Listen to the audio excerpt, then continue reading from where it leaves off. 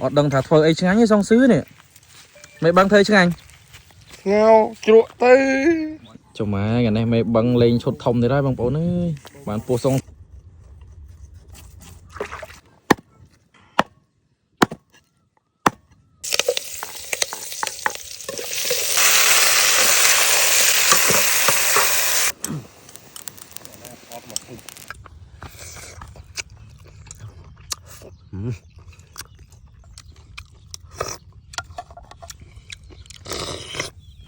lại tia mày bắn ôi hộp liêm liêm tầm đâu nè ngon khi ơi hay một sai chứ bật chưa ô vậy bạn ở đằng kia thằng mày cứ chung anh mình tên được សួស្តីបងប្អូនទាំងអស់គ្នាបងប្អូនប្រហែលជាឃើញពីដើមវីដេអូហើយបងប្អូនប្រហែលជាបានឃើញវីដេអូខ្លីៗមុនហើយដោយសារតែបងប្រុសធម្មជាតិគាត់មកលេងអញ្ចឹងទៅគាត់បបួលមេបឹងទៅរកពស់បានពស់សងសឿមួយប៉ុន្តែមានបងប្អូនជាច្រើនបានខមមិនថាទិញពីកន្លែងគាត់មកទិញពីផ្សារមកអីចឹងទៅបងប្អូនមិនតែមែនទេពស់ហ្នឹងគឺយើងរកនៅវេលហ្នឹងតែម្ដងបងប្អូនហើយបន្ទាប់ពីយើងរកបានហើយគឺយើងចាប់ផ្ដើមបង្កាត់ភ្លើងបែបធម្មជាតិដាក់ស្រោះពស់ស្រោះអីទៅបងប្អូនគឺយើងថ្ងៃនេះគឺស្ងោជ្រក់បងប្អូនគឺស្ងោជ្រក់គឺលក្ខណៈបងប្រុសធម្មជាតិគាត់ជួយមេបឹងម្ដាយមួយជើងអញ្ចឹងទៅហើយថ្ងៃហ្នឹងបងប្អូនប្រហែលជាបានចូលទៅមើលផេកបងធម្មជាតិប្រហែលជាឃើញហើយបងប្រុសគឺគាត់ចាប់ពស់មិនប្រយ័ត្នគឺពស់ហ្នឹងលក្ខណៈថាខំដៃគាត់ឈាមតែលហាមតែខ្ញុំអត់ហ៊ានដាក់វីដេអូដែលគាត់ឈាមហ្នឹងចូលក្នុងវីដេអូអញ្ចឹងទេបងប្អូនខ្លាច Facebook ban អីចឹងដោយសារតែ Facebook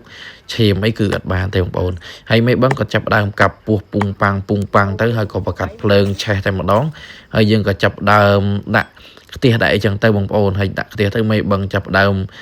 វាយគ្រឿងវាយចឹងទៅមានម្សៅស៊ុបស្ករប៊ីចេងមានខ្ទឹមមានម្ទេសមានចឹងទៅមានមានលក្ខក្រូចមាននេះយើងដាក់បំពងតែម្ដងបងប្អូនហើយមុខម្ហូបដែលយើងធ្វើនេះគឺអត់ពិបាកទេបងប្អូនមុនដំបូងគឺយើងគ្រាន់តែចាក់ខ្លាញ់ហើយគឺយើងបំពងគ្រឿងឲ្យរាងធំ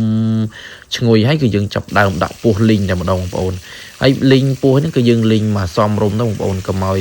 ក្រៀមពេកឬក៏កុំឲ្យឆ្អិនពេកគឺយើងដាក់តែមកសពបល្មមហើយយើងចាប់ដើមចាក់ទឹកចូលទៅបងប្អូនគឺរួចជាការស្រេចហើយបន្ទាប់ពីយើងលីងចុះលីងឡើងលីងចុះលីងឡើងលីងហើយលីងទៀតគឺយើងចាប់ដើមរៀបចំថតឲ្យគៀកបន្តិចហើយក៏មេបឹងចាប់ដើមចាក់ទឹកបងប្អូនហើយលក្ខណៈគឺចាក់ទឹករបស់យើងហ្នឹងគឺបងប្អូនឃើញស្រាប់ហើយគឺយើងលក្ខណៈថាយើងអត់ប្រើទឹកបឹងទេគឺយើងប្រើទឹកភ្លៀងបងប្អូនយកពីផ្ទះទៅគឺទឹកភ្លៀងយើងប្រើទឹកភ្លៀងហើយយើងស្ងោររងាស់ឲ្យរៀងសាច់ឲ្យផុយបានយើងចាប់ដើមដាក់គ្រឿងទៅអីហើយគឺលើកមកហូបតែម្ដងហើយមេបឹងបងប្អូនគឺរសជាតិមេបឹងធ្វើខ្ញុំធានាថាបើសិនជាខ្ញុំហូបរាល់ថ្ងៃគឺរសជាតិអេមណាបងប្អូនគឺខ្ញុំហូបគឺតែងតែត្រូវមាត់មិនមែនយើងហូបតែមកពេលហើយគឺចោលលក្ខណៈថាហូបតែមកថតឲ្យចោលអត់ទេគឺឆ្ងាញ់បងប្អូនបើមិនជឿចាំមើលសួរបងប្រុសធម្មជាតិបងប្រុសនឹងឃើញខមមិននៅក្នុងវីដេអូនេះហើយបងប្រុសក៏ចាប់ដើមដុតម្ទេសដុតខ្ទឹមអីចឹងទៅគឺយើងចាប់ដើមពុះគ្រុកគឺបងក៏ដកចេញទៅវិញគឺខ្លោចញូញបងក៏ថាគឺខ្លោចចឹងហើយគឺរសជាតិឈ្ងុយដោយសារតែបងក៏ថាឲ្យមេបឹងស្ងោទៅទុកឲ្យគាត់នេះធ្វើទឹកដើម្បីទឹកចលក់ជូរអែមបងប្អូនគឺយើងលក្ខណៈថាធ្វើអញ្ចឹងគឺត្រូវតែម្ដងបែបលក្ខណៈស្រុកស្រែបែបនេះជួយគ្នាម្នាក់ម្ដាយមួយជើងគឺអេមខ្លាំងតែមែនតែនហើយពោះបងប្អូនអើយមកថាពោះមកថាបងប្អូនដែលធ្លាប់ពោះសងហូបពោះសងសឿវិញណាគឺគ្រាន់តែឃើញគឺលេបទឹកមាត់តែម្ដងហើយបងប្អូនបើសិនជាវីដេអូនេះបងប្អូននិយាយទៅមានការខុសឆ្គងពាក្យសម្ដីកន្លែងណាមិនសមរម្យ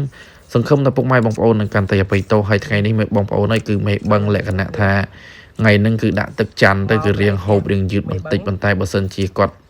កាយវិការកន្លែងណាមិនសមរម្យសង្ឃឹមថាបងប្អូននឹងកាន់តែអភ័យទោសតមកតាមដានបងប្រុសគាត់និយាយហើយនឹងមេបឹងហូបទាំងអស់គ្នាពុះសងសឿមួយឡើងបដោយបងប្អូនបានឃើញនៅលើវីដេអូវែងអញ្ចឹងគឺធំមែនទេហើយគាត់នេះស្ងោរឲ្យហូបភ្លាមតែម្ដងអ្នកទាំងអស់គ្នាអើយហើយមកសាច់បិទជើអូនិយាយអត់បានអត់ដឹងនិយាយថាម៉េចគឺឆ្ងាញ់មែនទេអ្នកទាំងអស់គ្នាអូរសជាតិពិតជាសាច់មាន់អត់ដូរទេនិយាយទៅខ្ញុំធានាថាអានេះឆ្ងាញ់ជាងអ្នកទាំងអស់គ្នាសងសឿស្ងោរជក់អរគុណច្រើនដែរបងប្រុសដែលបាននាំខ្ញុំឲ្យទៅរស់បានមហូបឆ្ងាញ់បែបនេះគឺនិយាយទៅអត់ងាយរស់បានទេមែនទេបងអរគុណច្រើនបាទខ្ញុំអរគុណពិតមែនបងនិយាយចឹងមកកន្លែងមេបឹងអត់ខកបំណងហ្នឹងមែនបងអត់ខកបំណងទេបង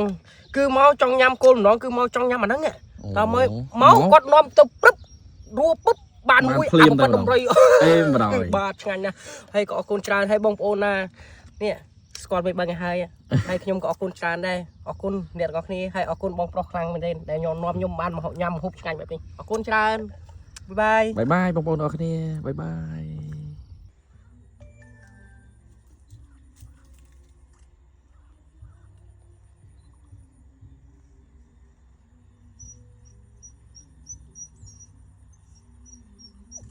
អរគុណហើយ បាយបាយបាយបាយ